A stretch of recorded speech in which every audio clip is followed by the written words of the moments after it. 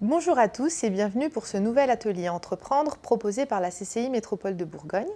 Nous sommes heureux et fiers d'accompagner et d'aider tous les ans environ 1000 créateurs repreneurs dans leurs projets entrepreneuriaux sur nos territoires.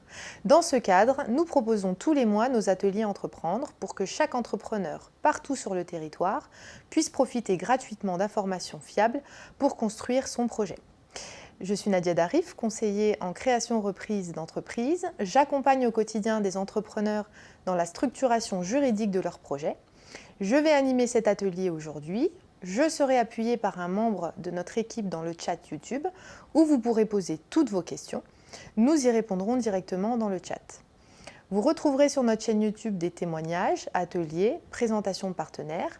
Je vous invite à vous abonner à notre page, à commenter et à liker cette vidéo pour nous aider à faire connaître notre contenu à d'autres entrepreneurs. Je vous propose de démarrer. N'hésitez pas à poser toutes vos questions dans le chat.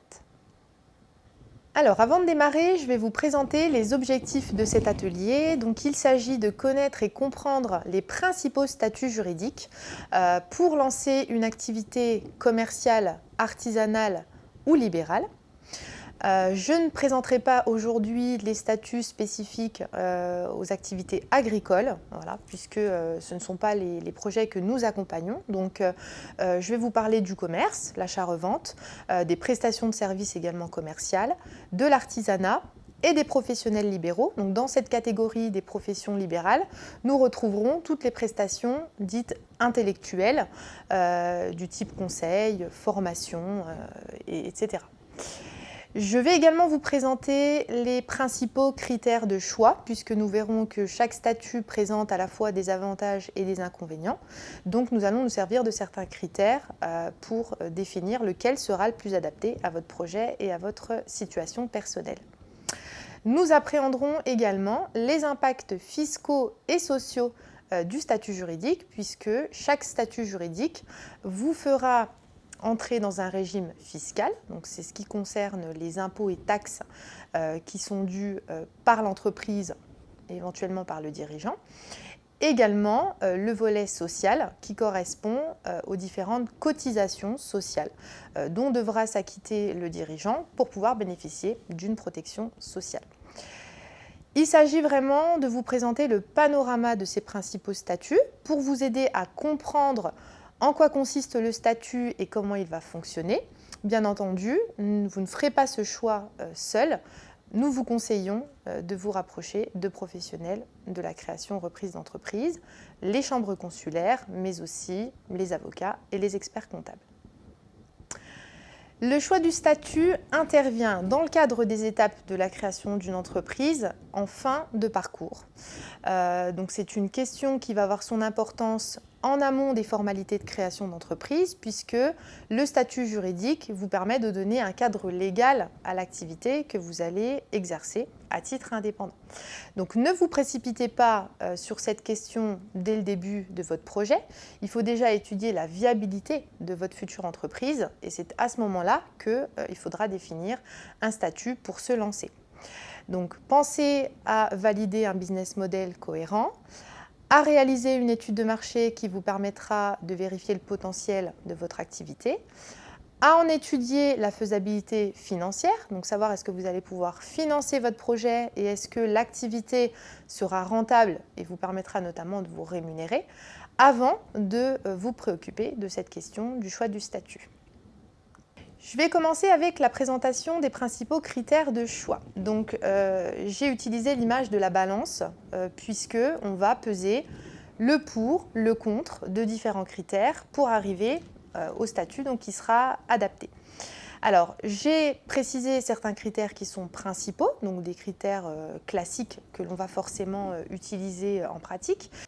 Nous verrons que quelques critères sont complémentaires, donc le choix ne doit pas se finaliser sur ces critères-là, mais ils nous permettront de valider un choix, notamment quand on hésite entre plusieurs statuts. Alors, les critères principaux, ce sont d'abord la nature et le type de l'activité. Nous allons définir la nature de l'activité ou des activités que vous allez exercer pour déjà vérifier s'il n'existe pas une réglementation spécifique qui imposerait un statut juridique ou une certaine organisation au sein de votre futur statut. Un exemple, la réglementation peut imposer, dans certains cas, un statut en particulier. C'est le cas, par exemple, des débits de tabac pour lesquels la loi impose aux porteurs de projet de choisir entre l'entreprise individuelle s'il est seul ou la création d'une SNC, société en nom collectif, si le projet concerne des associés. Donc là, les porteurs de projet n'ont pas le choix, c'est la loi qui impose le choix du statut du fait de la nature de l'activité. Dans certains cas, la loi va écarter certains statuts ou certains régimes fiscaux. Un exemple, pour les activités immobilières comme la création d'une agence immobilière ou l'exercice d'une activité en tant que marchand de biens, il n'est pas possible de créer une micro-entreprise. Donc là, c'est le régime fiscal de la micro-entreprise qui est exclu, notamment pour des questions liées à la TVA. Donc, bien se renseigner en amont sur l'obligation ou non de passer par tel ou tel statut pour la création de votre entreprise. Dans certains cas, la réglementation peut imposer des qualifications professionnelles pour lesquelles il faudra que le dirigeant soit la personne habilitée à exercer l'activité. Si je reste sur l'immobilier, si vous souhaitez créer une agence immobilière et que vous souhaitez, par exemple, vous associer, eh bien, la qualification professionnelle, donc le diplôme ou l'expérience professionnelle requise pour ouvrir une agence immobilière, devra être justifiée au niveau du dirigeant. Donc il faudra absolument que la personne qui bénéficie de cette qualification soit nommée dirigeant de la structure. Vous pouvez vous rapprocher des chambres consulaires pour obtenir des précisions sur l'existence éventuelle d'une réglementation liée à votre activité. Concernant le type d'activité, il s'agit de savoir si ce projet sera pour vous une activité principale ou une activité complémentaire ou saisonnière. Par activité principale, on entend le fait que vous vivrez de cette activité. Donc l'objectif est de pouvoir ensuite vous rémunérer à titre principal dans cette entreprise. Lorsque l'on parle d'activité complémentaire, il s'agit par exemple d'une entreprise qui sera créée en parallèle par un étudiant, un salarié ou encore un retraité. Donc il n'y aura pas forcément d'exigence en matière de rémunération. Et dans ce cas-là, eh bien, le choix du statut sera différent du cas de l'activité principale.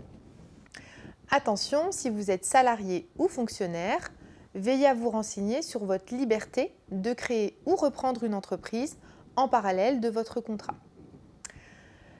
Le deuxième critère important est celui de la taille du projet au sens de la taille humaine. La question est de savoir, est-ce que vous allez créer l'entreprise en étant seul ou est-ce que vous envisagez d'avoir des associés ou éventuellement d'embaucher des salariés, ce qui permettra de calibrer le statut au mieux. Si vous êtes seul, un panel important de structures juridiques est possible, alors que si vous envisagez de vous associer, seules les structures de société, on le verra, seront adaptées. En matière de responsabilité et de protection personnelle du dirigeant et des associés, là aussi, tous les statuts ne présentent pas les mêmes intérêts. Si ces questions sont importantes pour vous et qu'en lien avec la nature de votre activité, il faut limiter les risques, certaines structures seront plus adaptées que d'autres.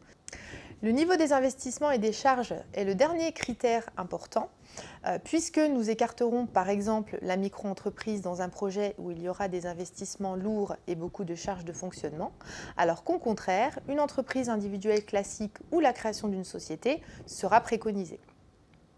Au niveau des critères complémentaires, on va retrouver la nature de vos futurs clients partenaires. Donc, dans chaque entreprise, on peut travailler à la fois pour des clients particuliers, professionnels, voire pour des collectivités. Mais dans certains cas, certains statuts seront peut-être plus préconisés, notamment des statuts de société, lorsque l'entreprise aura besoin d'une certaine crédibilité vis-à-vis d'une clientèle de type professionnel ou de partenaires importants. Le développement de l'activité est également un critère à prendre en compte puisqu'il s'agit de savoir quelle est votre vision à court, moyen ou long terme au niveau de votre activité. Est-ce que vous envisagez par exemple un changement de locaux ? Est-ce que vous envisagez de faire entrer un associé ou de faire appel à des investisseurs par la suite ? Est-ce que vous pensez à développer votre concept en franchise. Donc tout cela aura une importance également dans le choix du statut en amont lors de la création de l'entreprise. Le mode de fonctionnement et de gestion est enfin le dernier critère secondaire à prendre en compte. Peu importe le choix du statut, il y aura toujours des obligations au niveau administratif et comptable. Certaines structures présenteront quand même un peu plus de formalisme que d'autres, mais vous pouvez être accompagné sur ce côté, donc n'en faites pas un critère principal. En droit français, pour choisir un statut juridique, nous avons deux possibilités. Donc l'entreprise peut être créée via la personne physique, c'est ce qu'on appelle l'entreprise individuelle, et l'entreprise peut être créée sous forme d'une personne morale, c'est ce qu'on appelle la société. Dans le cadre de l'entreprise individuelle, qu'on appelle également l'entreprise en nom propre, l'entreprise a la même personnalité juridique que le chef d'entreprise lui-même. Donc l'entrepreneur et l'entreprise forment une seule et même entité juridique. C'est pourquoi l'entrepreneur individuel est seul dans l'entreprise, il n'y a pas de notion d'associé. En société, les porteurs de projet vont créer une entité spécifique, une personne morale, qui aura ses propres droits et ses propres obligations au niveau juridique. Elle sera cette fois-ci représentée par le chef d'entreprise et elle peut être créée à la fois par une seule personne ou par plusieurs, et elle peut également évoluer en cours de route. Donc une société créée par une seule personne peut accueillir des associés, et une société ayant été créée par plusieurs personnes peut finalement aboutir, avec le départ de certains associés, à une société unipersonnelle. Nous allons démarrer par la présentation de l'entreprise individuelle. Donc l'entreprise individuelle est le statut le plus simple à mettre en place. C'est pourquoi il attire de nombreux porteurs de projets. Les formalités de création et de fonctionnement de ce type d'entreprise sont peu nombreuses. Il n'y a pas de notion de statut, pas de notion d'annonce légale, pas de notion non plus de capital social, ce qui facilite énormément les démarches. En termes de fonctionnement au quotidien de l'entreprise, les obligations comptables sont simplifiées par rapport à celles d'une société.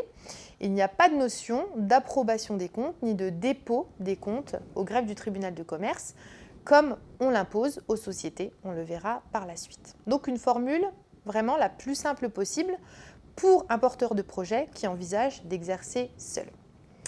Le chef d'entreprise dispose d'une liberté d'action au quotidien pour la gestion de l'entreprise.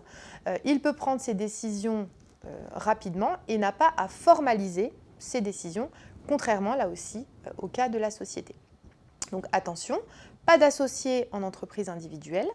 Par contre, l'entrepreneur peut embaucher des salariés. Et s'il souhaite travailler avec son conjoint sans opter pour le statut de salarié, il peut proposer le statut de conjoint collaborateur.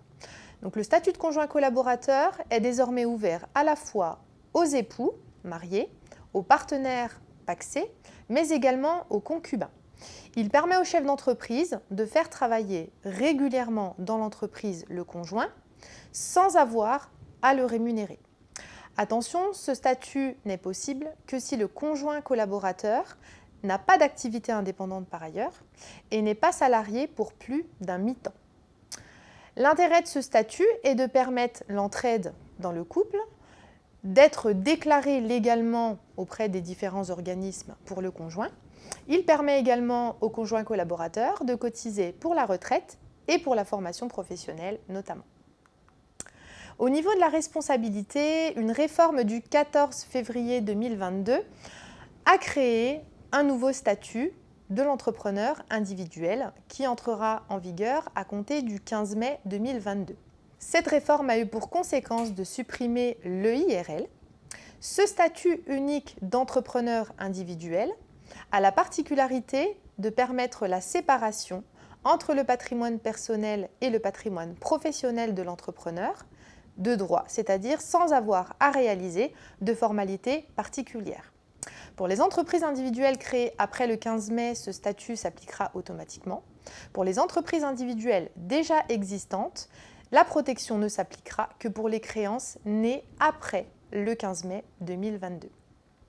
La loi en faveur de l'activité indépendante du 14 février 2022 prévoit également une simplification du passage en société. Auparavant, il fallait liquider une entreprise individuelle pour passer ensuite en société. Nous attendons des décrets d'application pour en savoir plus sur ce passage en société. Pour résumer, l'entrepreneur individuel disposera d'un patrimoine professionnel qui est défini comme l'ensemble des biens, droits, sûretés utiles à l'activité professionnelle. Seul ce patrimoine sera saisissable par les créanciers professionnels en cas de dette de l'entrepreneur. Et l'entrepreneur disposera par ailleurs d'un patrimoine personnel qui comprendra tous les éléments non compris dans le patrimoine professionnel. Et ce patrimoine sera donc insaisissable pour les créanciers professionnels. Attention, deux exceptions importantes à cette séparation de patrimoine existent. La possibilité pour l'entrepreneur individuel de renoncer volontairement à cette protection au profit d'un créancier professionnel en particulier, par exemple la banque. Autrement dit, il engagera son patrimoine professionnel et son patrimoine personnel vis-à-vis de ce créancier, alors que pour les autres, la séparation demeurera. Également, en cas de manœuvre frauduleuse ou d'inobservation grave et répétée de ses obligations sociales et fiscales, l'entrepreneur pourra être engagé à titre personnel pour obtenir le recouvrement des cotisations sociales et des impôts et taxes qu'il n'aurait pas payés. Donc l'administration fiscale et l'URSSAF retrouvant la possibilité de se retourner contre son patrimoine personnel. C'est donc une grande avancée que ce nouveau statut d'entreprise individuelle qui vous permettra de protéger un peu mieux votre patrimoine personnel. L'entrepreneur individuel va bénéficier d'un régime fiscal et social. Au niveau fiscal, l'entrepreneur sera soumis à l'impôt sur le revenu dans de nouvelles catégories d'activités qu'on appelle les BIC, bénéfices industriels et commerciaux, et les BNC, bénéfices non commerciaux. Les BIC concernent les activités commerciales et artisanales, alors que les BNC correspondent plutôt aux activités libérales et assimilées. Pour cette imposition sur le revenu, l'entrepreneur devra choisir entre le régime de la micro-entreprise et le régime réel. Donc, la micro-entreprise est un régime fiscal et non un statut juridique. Donc, les micro-entrepreneurs ont un statut d'entrepreneur individuel et bénéficient d'un régime fiscal, social, qui est celui de la micro-entreprise. Nous verrons par la suite la différence entre la micro-entreprise et le régime réel. Au niveau social, l'entrepreneur est affilié au régime indépendant, géré par le régime général de la sécurité sociale. À ce titre, il va bénéficier d'une protection sociale spécifique aux indépendants. Donc, il cotisera pour la maladie, la maternité, les allocations familiales, l'invalidité décès et cotisera pour la retraite de base et la retraite complémentaire. Il bénéficiera également de droits pour la formation professionnelle. Contrairement à un salarié, l'entrepreneur ne cotisera pas au risque chômage, donc il n'ouvrira pas de nouveaux droits dans le cadre de son activité. Nous allons voir dans le détail chacun de ces régimes, donc d'un côté la micro-entreprise et de l'autre le régime réel. Concernant la micro-entreprise, retenez qu'il s'agit d'un régime fiscal simplifié qui s'applique à l'entreprise individuelle dans la limite d'un certain plafond de chiffre d'affaires annuel. Autrement dit, vous pouvez opter pour ce régime fiscal si vos prévisions de chiffre d'affaires annuel ne dépassent pas ces plafonds. 188 700 € pour les activités d'achat, revente, de restauration et d'hébergement. Donc l'hébergement comprend les hôtels, chambres d'hôtes, gîtes ruraux et meublés de tourisme classés. Ou alors 77 700 € pour les autres activités de service, donc les prestations de services commerciales, artisanales, également pour les professionnels libéraux qui relèvent des BNC. Le chiffre d'affaires correspond bien aux recettes que vous allez encaisser dans le cadre de vos activités, à ne pas confondre avec le bénéfice qui est obtenu par différence entre le chiffre d'affaires et les différents frais et charges que vous avez à payer dans le cadre de votre activité.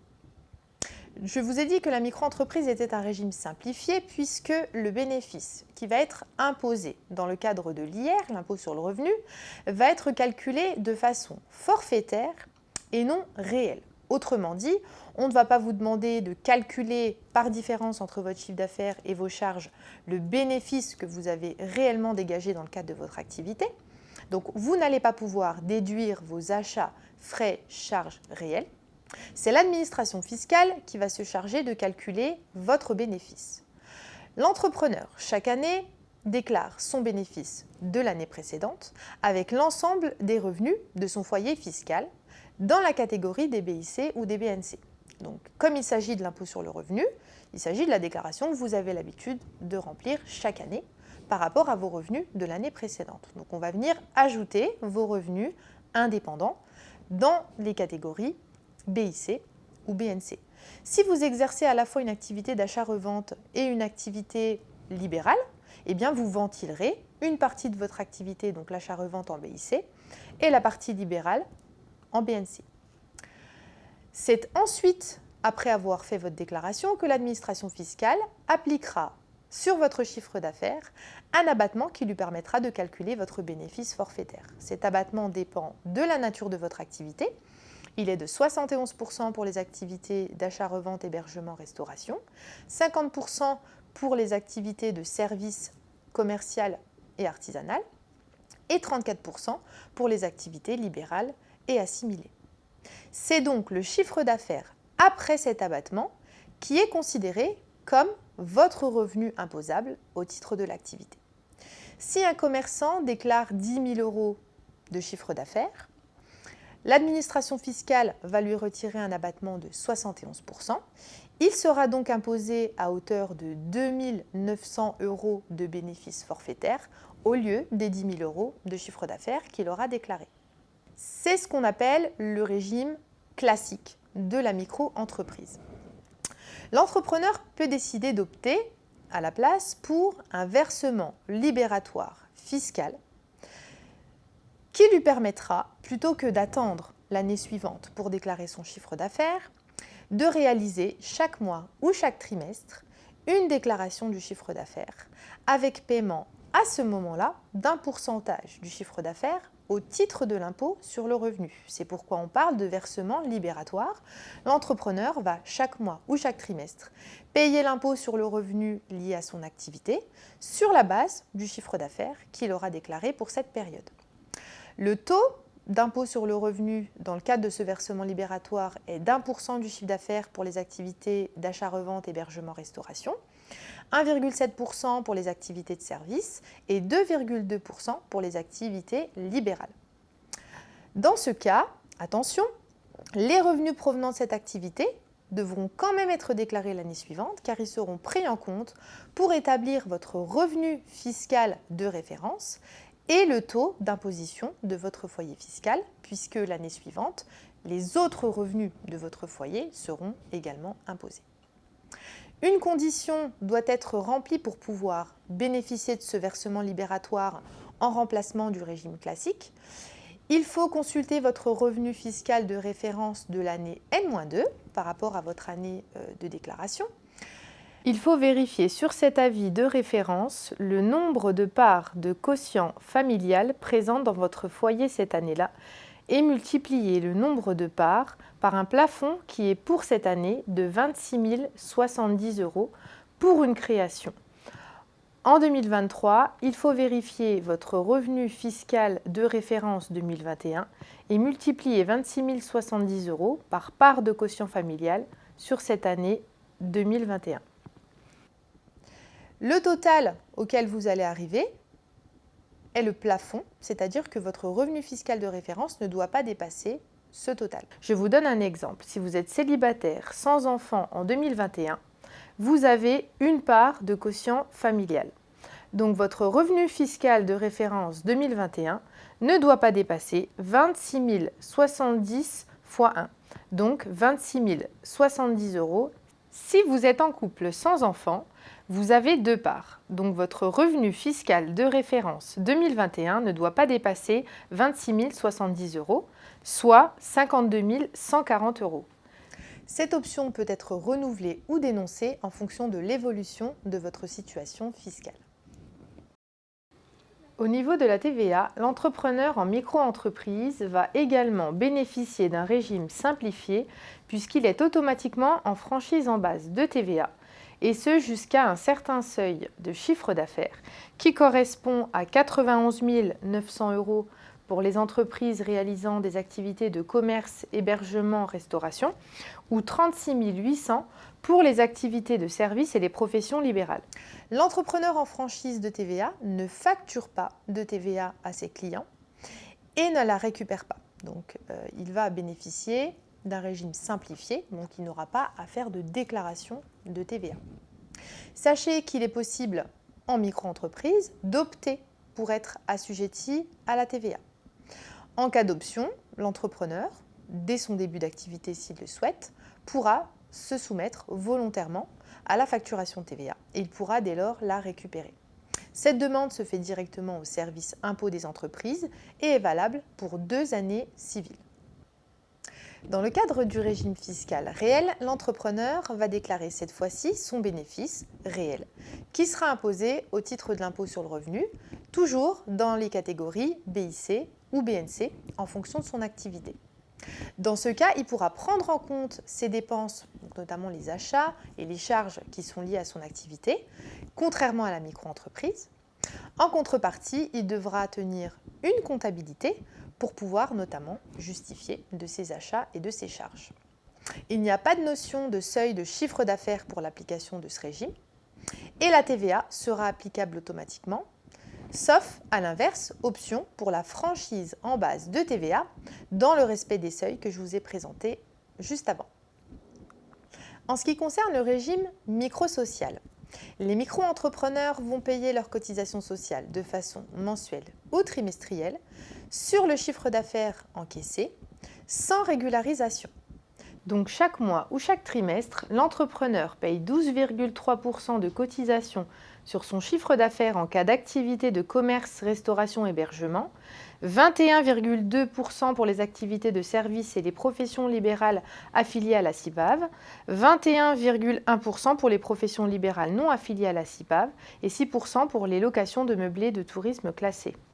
Une cotisation va s'ajouter pour la formation professionnelle qui dépend là aussi de la nature de l'activité, 0,1% pour les activités commerciales, 0,2% pour les professions libérales et prestations de services, 0,3% pour les artisans. Ce sont ces cotisations sociales basées sur le chiffre d'affaires mensuel ou trimestriel qui permettent aux micro-entrepreneurs de bénéficier de la protection sociale que nous avons évoquée tout à l'heure, la maladie, les allocations familiales, la validité d'essai, la retraite de base et la retraite complémentaire et en sus une cotisation pour la formation professionnelle. La reprise d'une entreprise, l'ACRE, peut être demandée sous condition pour le micro-entrepreneur. Cette aide est ouverte aux demandeurs d'emploi indemnisés, aux demandeurs d'emploi non indemnisés mais ayant été inscrits au moins 6 mois au cours des 18 derniers mois, aux bénéficiaires des minima sociaux, aux jeunes de moins de 26 ans et aux jeunes de moins de 30 ans avec un handicap reconnu. L'aide s'applique également aux créateurs-repreneurs en quartier prioritaire de la politique de la ville ou encore aux salariés qui reprennent leur entreprise dans le cadre d'un redressement ou d'une liquidation judiciaire. Dans tous les cas, il ne faut pas avoir bénéficié de l'ACRE dans les 3 dernières années pour pouvoir en bénéficier dans le cadre de votre création ou reprise. Le micro-entrepreneur doit en faire la demande à l'URSSAF et elle lui permettra d'être exonéré à hauteur de 50% des cotisations jusqu'à la fin du 3e trimestre civil suivant celui de sa date de début d'activité. Pour un commerçant, le taux passera de 12,3 à 6,2%. Pour un prestataire de service ou un professionnel libéral, il passera à 10,6 et 12,1% au lieu de 21,2 et 21,1%. Et pour les meublés de tourisme classés, on passera de 6 à 3% de cotisation sur le chiffre d'affaires. Un exemple, si je débute mon activité au 1er juillet 2023, je serai exonéré le trimestre en cours, donc juillet, août, septembre, puis les 3 trimestres suivants, donc octobre, novembre, décembre, janvier, février, mars, avril, mai, juin. Je serai donc exonéré à hauteur de 50% jusqu'au 30 juin 2024, soit pendant 1 an.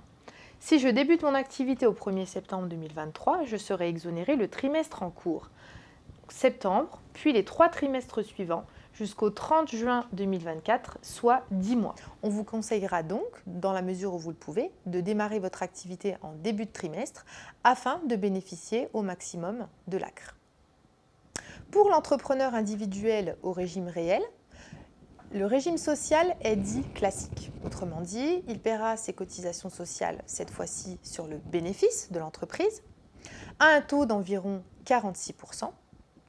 Comme le bénéfice n'est pas connu en cours d'année, l'entrepreneur verse en année N des forfaits provisionnels de cotisation et les cotisations sont régularisées en année N+1 une fois le bénéfice réel déclaré à l'administration. S'il peut estimer son revenu de l'année, l'entrepreneur peut demander la modulation, c'est-à-dire le recalcul de ses cotisations à l'URSSAF pour éviter une trop lourde régularisation en année suivante. Vous pouvez noter qu'en l'absence de bénéfice, un montant minimum de cotisation sera dû chaque année puisque l'entrepreneur individuel sera tout de même couvert par le régime indépendant. La nouveauté avec l'entrée en vigueur du nouveau statut de l'entrepreneur individuel est que celui-ci pourra, s'il le souhaite, opter pour l'impôt sur les sociétés. Jusqu'alors, l'entrepreneur individuel était uniquement soumis à l'impôt sur le revenu. S'il opte pour l'IS, il sera assimilé au niveau fiscal au gérant associé unique de SARL unipersonnel. Je vous présenterai tout à l'heure comment se passe l'imposition dans ce cas. Donc pour résumer, l'entreprise individuelle est plutôt adaptée aux projets de petite taille, donc avec une seule personne, présentant des moyens limités par rapport à la création sous forme de société, et adaptée uniquement aux projets dans lesquels vous n'envisagez pas d'avoir d'associés. Je vais maintenant évoquer avec vous les sociétés commerciales, donc la création d'une entreprise sous forme de personne morale.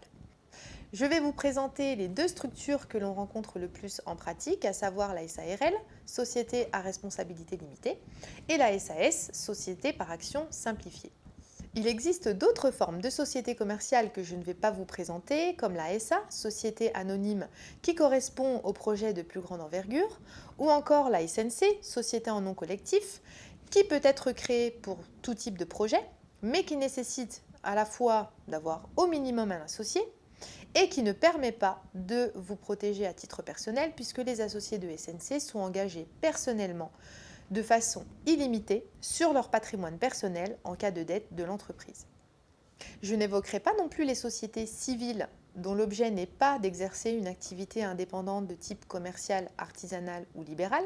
C'est le cas par exemple de la SCI, Société civile immobilière, qui permet de gérer un patrimoine immobilier lié à votre projet de création ou de reprise d'entreprise, mais dans laquelle on ne peut pas déclarer l'activité exploitée dans le cadre de l'entreprise. La SARL peut être créée par un ou plusieurs associés. On parlera de SARLU, SARL unipersonnel en cas d'associé unique, ou de SARL pluripersonnel dans le cas où il y aura au minimum 2 associés, sachant qu'on peut aller jusqu'à 100 associés maximum dans une SARL. Les associés sont les personnes qui vont créer la société, qui vont prendre les décisions stratégiques en lien avec ces activités, qui vont pouvoir également décider de l'affectation du résultat de l'entreprise et qui, en cas de bénéfice, auront la possibilité de prendre une partie de ce bénéfice sous forme de dividendes. Les associés vont faire un apport dans le capital social de la société et en échange, ils recevront des parts sociales qui leur permettront d'avoir des droits et des obligations au sein de la société. Les associés peuvent faire des apports en nature, donc des apports de biens dans le capital social, comme ils peuvent faire des apports en numéraire, donc des apports de sommes d'argent. Il n'y a pas de montant minimum de capital social à réunir dans la SARL. Les associés doivent fixer le capital social en fonction des exigences du projet. Les associés ont une responsabilité limitée à hauteur de leur apport dans le capital social. Autrement dit, ils ne sont pas engagés à titre personnel en cas de dette de l'entreprise. C'est l'intérêt de la forme SARL. 2 exceptions existent toutefois. Le cas où l'associé aurait consenti une caution personnelle à un créancier ou dans le cas où l'associé gérant aurait commis une faute de gestion, c'est-à-dire une faute assez lourde dans le cadre de ses missions. Les associés vont nommer un ou des gérants, personnes physiques, qui vont engager leurs responsabilités civiles et pénales dans le cadre de la gestion. Les gérants vont donc appliquer les décisions stratégiques prises par les associés. Ils seront nommés par les associés et ils peuvent être révoqués également par les associés. Et les gérants ont droit à une rémunération qui sera également décidée par les associés. La SARL a la particularité d'apporter un cadre type de fonctionnement qui est déjà prévu dans le Code de commerce. Autrement dit, les statuts, donc le contrat qui donne naissance à la société, prévoient à l'avance la plupart des règles de fonctionnement de la société, notamment les rapports entre associés et la prise de décision, les modalités de nomination, rémunération, révocation des dirigeants. C'est pour ça qu'on parle de statut protecteur. On aura en contrepartie un formalisme important puisqu'il va falloir rédiger les statuts lors de la création de l'entreprise, réaliser une publicité légale, donc pour informer les tiers de la création de la société. La société aura également des obligations comptables plus importantes que celles que l'on retrouve dans le cadre d'une entreprise individuelle. À chaque prise de décision qui entraînera une modification des statuts, un formalisme devra également être respecté. De plus, chaque année, à la clôture du bilan, l'entreprise devra réaliser l'approbation des comptes et les comptes de la société devront être déposés au greffe du tribunal de commerce. Ce formalisme n'existe pas en matière d'entreprise individuelle. La SARL est une structure qui favorise le développement de l'entreprise. On va notamment pouvoir accueillir de nouveaux associés en cours de vie de l'entreprise sans que celle-ci ne perde sa personne morale. Et la notion de part sociale permet également de faciliter la transmission puisque les associés vont pouvoir quitter la société en cédant leur part tout en permettant la continuité de l'activité et de la personne morale. Au niveau de son régime fiscal, la SARL a un régime qui dépend de sa forme uni ou pluripersonnelle.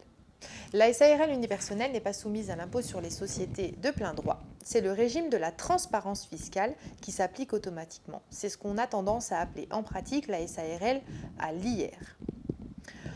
La SARL unipersonnelle a la possibilité d'être soumise à l'IS via une option effectuée par l'associé unique.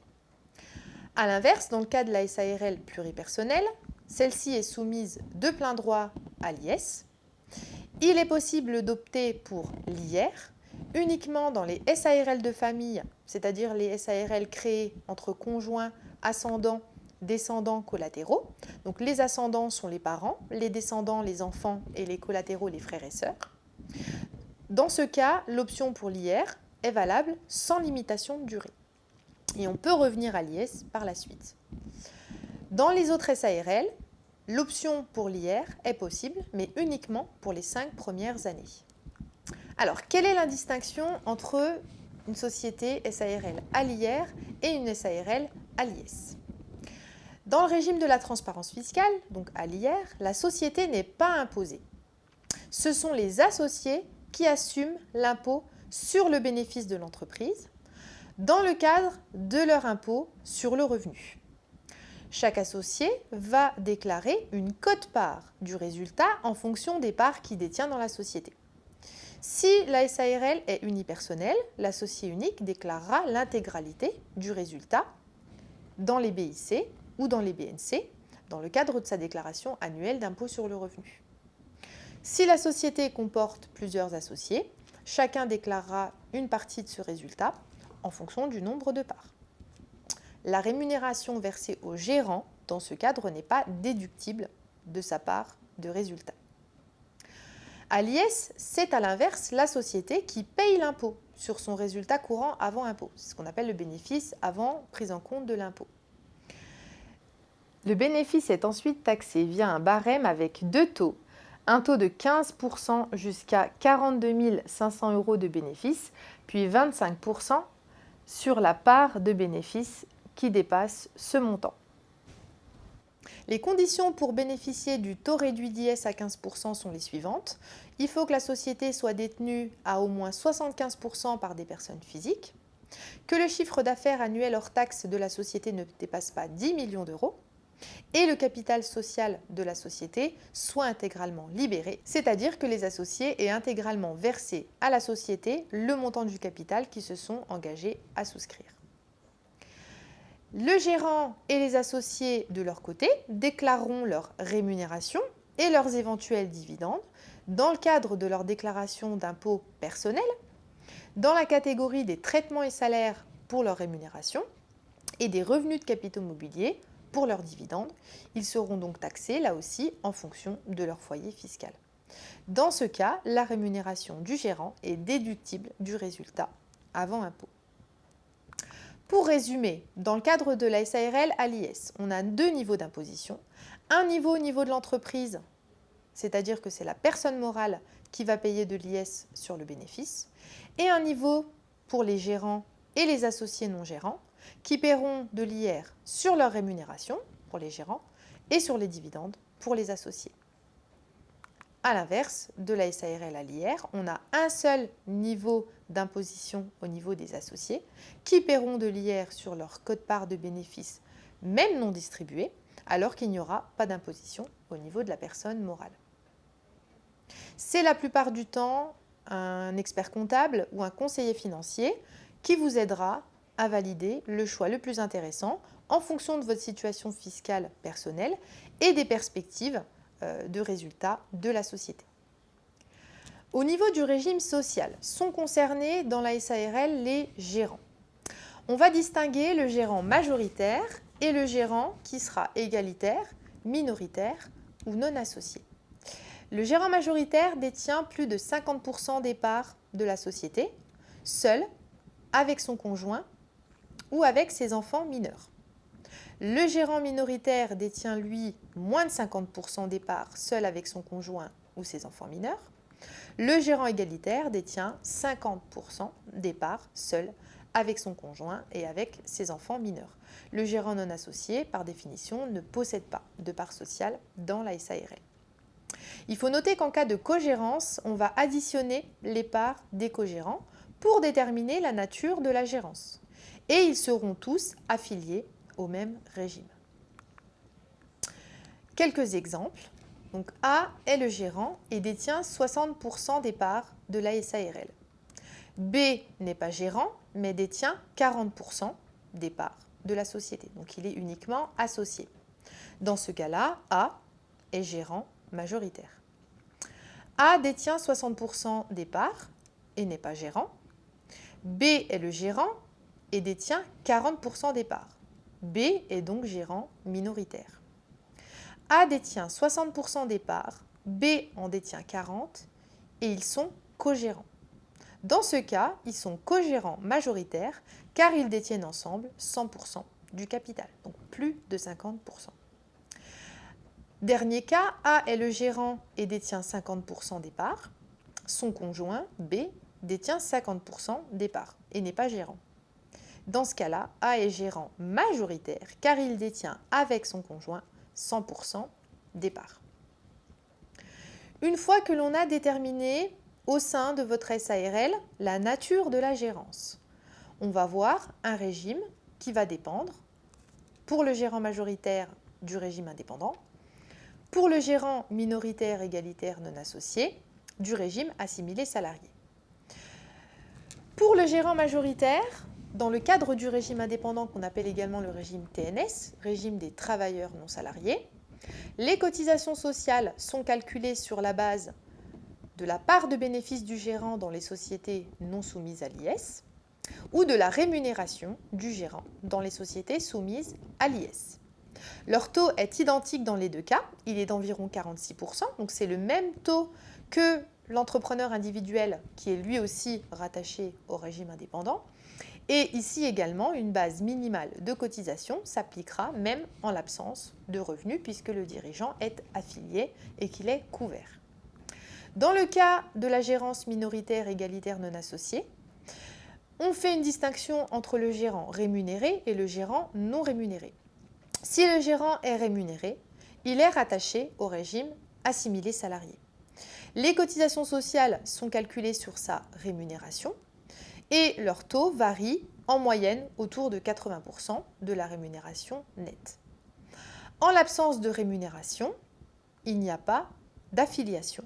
Donc le gérant n'est pas rattaché au régime assimilé salarié, il ne bénéficie pas d'une protection sociale au niveau de la société.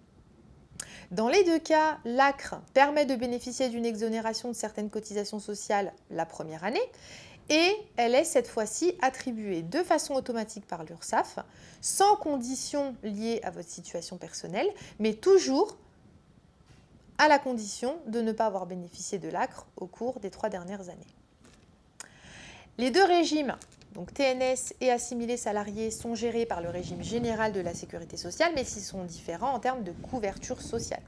Le régime assimilé salarié, comme son nom l'indique, permet de bénéficier de la même couverture que les salariés, sauf la part chômage, et de cotiser à la retraite des cadres, ce qui explique le montant élevé des cotisations sociales. Le régime indépendant permet quant à lui de bénéficier d'une couverture sociale de base et de cotiser à la retraite comme un salarié, cette couverture pouvant être complétée si besoin, notamment sur la part retraite-prévoyance pour maintenir peut-être un niveau de retraite équivalent à ce que vous aviez auparavant. Également sur l'accident de travail et la maladie professionnelle, qui sont des risques qui ne sont pas, à l'heure actuelle, couverts par la base de cotisation du régime indépendant.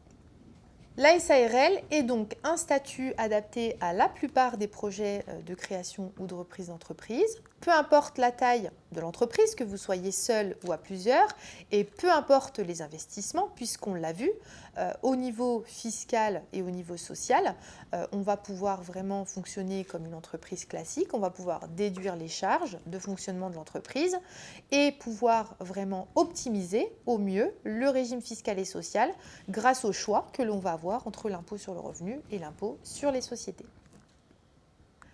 La SAS, Société par action simplifiée, est l'autre forme de société qu'il est possible de monter pour un projet de création, reprise d'entreprise. Comme la SARL, la SAS peut être créée par un associé unique, on parlera de SASU, SAS unipersonnel, ou par plusieurs associés, qu'on qualifiera d'ailleurs d'actionnaires, sachant qu'il n'y a pas cette fois-ci de maximum prévu par la loi, donc il peut y avoir autant d'associés que possible dans une SAS, et on parlera plutôt de SAS pluripersonnel en présence de plusieurs associés. Les actionnaires ont également une responsabilité limitée à leur apport dans le capital, sauf caution personnelle et faute de gestion, et ils définissent eux-mêmes le montant du capital social de départ de la SAS. Ils vont nommer un dirigeant, donc le président, personne physique ou morale, qui engagera sa responsabilité civile et pénale. Ce président aura lui aussi droit à une rémunération pour l'exercice de ses fonctions, décidée là aussi par les associés. La particularité de la SAS par rapport à la SARL, c'est qu'elle permet d'avoir plus de souplesse pour créer le cadre de fonctionnement de la société. Autrement dit, les associés disposent d'une certaine liberté dans la rédaction des statuts pour fixer le fonctionnement de la société, les rapports entre les associés et également les rapports entre les associés et le ou les dirigeants. En effet, dans la SAS, on va avoir au minimum un président, mais les associés vont pouvoir nommer d'autres dirigeants. Des dirigeants uniques, c'est par exemple la possibilité de nommer un ou des directeurs généraux, ou encore la possibilité de nommer un organe collectif qu'on appellerait comité de direction. Et c'est dans les statuts que l'on donnera la précision sur le rôle, les pouvoirs, les prérogatives de cet organe de direction. Les statuts vont également pouvoir créer des droits et des obligations différents entre plusieurs catégories d'associés. La SAS offre donc un cadre plus large de fonctionnement que la SARL. Attention, en lien avec le formalisme de la création de la SAS, on va avoir besoin de se faire assister par un professionnel pour la rédaction des statuts, puisqu'il faudra beaucoup plus de précautions dans la rédaction des statuts. Pour le reste, le formalisme est assez proche que celui imposé à la SARL, notamment pour la comptabilité, l'approbation des comptes et le dépôt des comptes annuels au greffe du tribunal de commerce. La SAS favorise également le développement et la transmission de l'entreprise. On ne parlera plus de parts sociales, mais d'actions qui sont détenues par les actionnaires. On peut noter que la cession des actions est plus facilitée au niveau du droit français que celle des parts sociales, puisqu'on va avoir besoin de moins d'actes pour formaliser la cession. Et de plus, au niveau fiscal, elle est plus intéressante, notamment au regard des droits de mutation qui sont un peu plus faibles pour les actions que pour les parts sociales. Au niveau du régime fiscal, en SAS, on ne distingue pas selon la forme de la société. Qu'elle soit unipersonnelle ou pluripersonnelle, la société est assujettie à l'impôt sur les sociétés de plein droit. Une option pour la transparence fiscale est possible uniquement pendant les 5 premières années de l'activité. L'IS fonctionnera ici de la même manière qu'en SARL, avec le même barème à 15 et 25%. Et les dirigeants seront également imposés à titre personnel sur leur rémunération et les associés sur leurs dividendes dans le cadre de leur impôt sur le revenu. Au niveau du régime social, le système est simplifié par rapport à celui des gérants de SARL, puisque peu importe sa participation dans le capital, le dirigeant de la SAS, qu'il soit président ou directeur général, est rattaché au régime assimilé salarié lorsqu'il est rémunéré pour ses fonctions. Autrement dit, il s'agit du même régime que celui des gérants minoritaires, égalitaires, non associés de SARL. Donc c'est le même taux de cotisation sociale et le dirigeant de SAS non rémunéré pour ses fonctions ne sera pas affilié au régime assimilé salarié et n'aura donc pas à s'acquitter de cotisation sociale au niveau de la SAS. Il existe donc des spécificités au niveau du régime fiscal et surtout du régime social des dirigeants entre la SARL et la SAS. Donc ce sera un des premiers critères de distinction entre ces deux structures. Si la société comporte plusieurs associés, eh bien le cadre de fonctionnement, on l'a vu, est différent. Un cadre type en SARL, un cadre possiblement plus souple en SAS, ça pourra dans ce cas être un second critère de distinction entre les deux structures. La SAS est donc elle aussi un statut adapté aux projets de toute taille. Elle a la particularité d'être souvent préconisée en cas d'appel à des investisseurs puisqu'on va pouvoir adapter les statuts, notamment les rapports entre les associés fondateurs de la société, ceux qui participent à l'activité, et les investisseurs qui ne vont pas participer à l'activité mais vont avoir un rôle important dans le financement du développement de l'entreprise. Voilà pour la présentation de ces 3 principales structures. Je vous le redis, faites-vous accompagner pour le choix de votre statut. Nous sommes à votre disposition pour vous éclairer, notamment sur les aspects fiscaux et sociaux qui peuvent être très techniques et qui nécessitent en amont d'avoir réalisé une étude financière de votre projet. Cet atelier touche à sa fin. Je vous remercie de m'avoir écouté. Nous espérons que vous avez trouvé des réponses ou que de nouveaux questionnements vous sont apparus. Vous avez encore quelques minutes pour poser vos questions dans le chat. Je vous invite à découvrir nos autres ateliers Entreprendre que nous diffusons tous les mois. Vous pouvez vous inscrire directement depuis notre site internet. Nous serions ravis de vous rencontrer pour vous aider à construire votre projet. N'hésitez pas à contacter nos espaces Entreprendre ou vous rendre sur notre site internet pour découvrir nos accompagnements. Je vous souhaite beaucoup de réussite dans vos projets entrepreneuriaux. À très bientôt.